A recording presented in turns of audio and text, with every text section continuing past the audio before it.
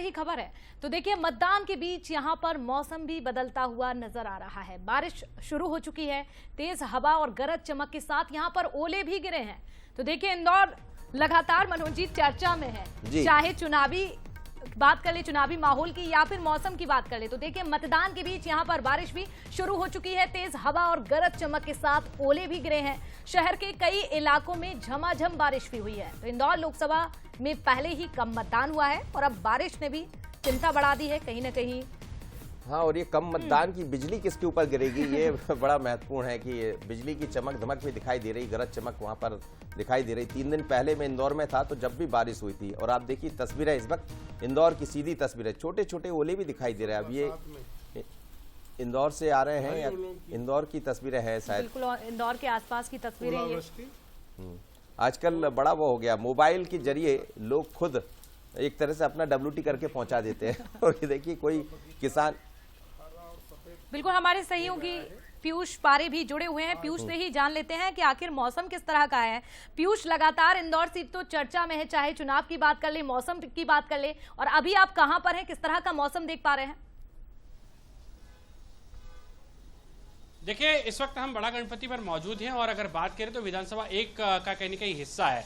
सबसे बड़ी बात तो कि वोटिंग परसेंटेज जो डाउन हुआ उसको लेकर बीजेपी तो चिंतित है ही, लेकिन अब मौसम ने भी कहीं ना कहीं यहाँ पर ये चिंता और बढ़ा दी है। तस्वीरें आप देखिए, इस वक्त भी ये लाइव तस्वीरें हैं, जो है तकरीबन 5:15 बजे का ये समय है। वोटिंग को कुछ ही देर का समय बचा है और बारिश के बीच में भी देखिए इक्का दुक्का वोटर कहीं ना कहीं मतदान केंद्र पर पहुंच रही है। आपको तस्वीर हम दिखाते हैं कि भीगते हुए सही, लेकिन मतदान केंद्र तक कहीं ना कहीं यहाँ पर ये मतदाता पहुंच रहे हैं।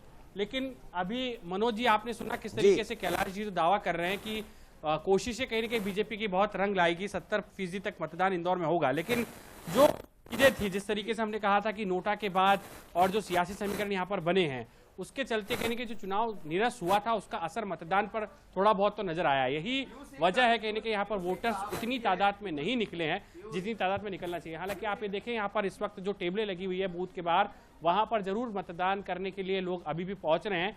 तो आंकड़ा कहां तक जाएगा, क्योंकि पिछली बार तकरीबन 70%, उससे थोड़ा बहुत कम था, और इस बार के आंकड़े और कम जा सकते हैं, इस बात की उम्मीदें भी यहां पर कर रहे हैं। लेकिन 1 घंटे का, तकरीबन पौन घंटे का ये वक्त है, उस दौरान अगर मतदान करने के लिए ज्यादा लोग पहुंचते हैं तो आंकड़ा कहीं ना कहीं ऊपर आ सकता है, जिससे बीजेपी के लिए कहीं ना कहीं राहत हो सकती है। लेकिन फिलहाल बारिश ने जरूर कहीं ना कहीं यहाँ पर जो मतदान है उसे प्रभावित करने का काम किया है। जी, उसे कहावत है कि सिर मुनाते ही ओले पड़े।